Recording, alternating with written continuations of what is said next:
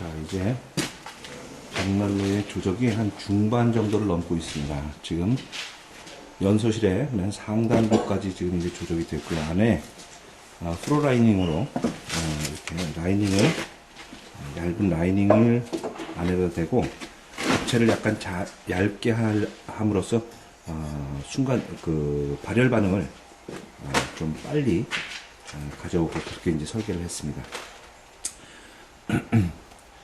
컨트롤 플로우 회원입니다. 이게 연소실에서 바로 왼쪽에 있는 채널로 넘어가게 돼서 이 채널이 저 밑에 바닥까지 내려가게 돼 있어요. 이 지금 저희가 지금 밟고 있는 이 바닥의 밑부분에 내화 도기로 만든 관 3개를 매립을 해가지고 하강 통로를 통해서 내려간 열기가 바로 그 도기관을 통해서 앞쪽으로 전달돼 갖고 밑에는 구들 같은 그런 효과를 갖고 오게 하는 그런 추결체를 만들었습니다. 이 추결체에 바닥으로 연결된 이제 추결체에서 지금 이제 요 바로 밑에 지금 보이시죠?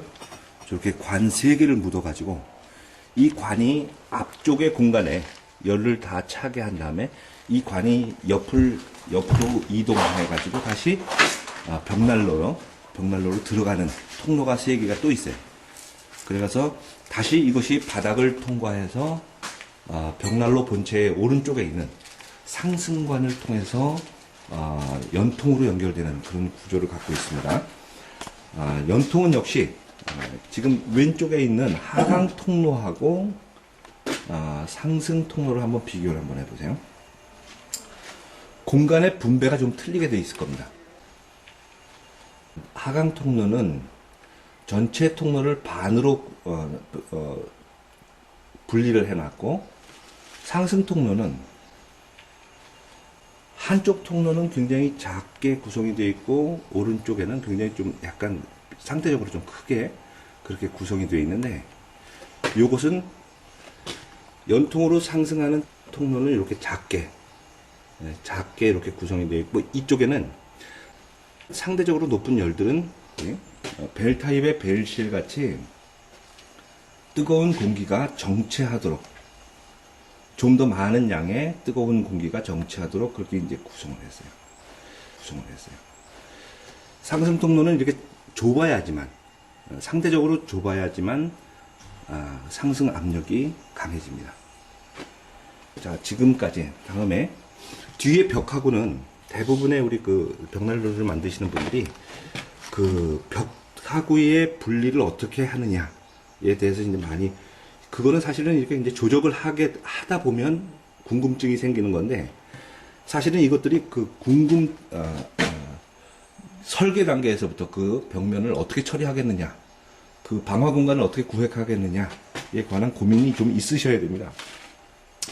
저희는 지금 안쪽에 내벽이 콘크리트로 되어 있기 때문에 이 콘크리트에 열이 전달되는 것들을 최대한 막고, 열이 전달되지 않도록 그렇게 이제 차단하는 방치를 어떻게 했냐면, 코아의 뒷벽, 그러니까 벽면과 코아의 부분을 이렇게 단열벽돌로 세워 쌓기로 하나를 막아놓고, 그 앞에 다시 세라믹 페이퍼로 한 번 더 막아주는, 그래서 열이 뒤쪽으로는 전열되지 않도록 그렇게 이제 지금 시공을 하고 있습니다.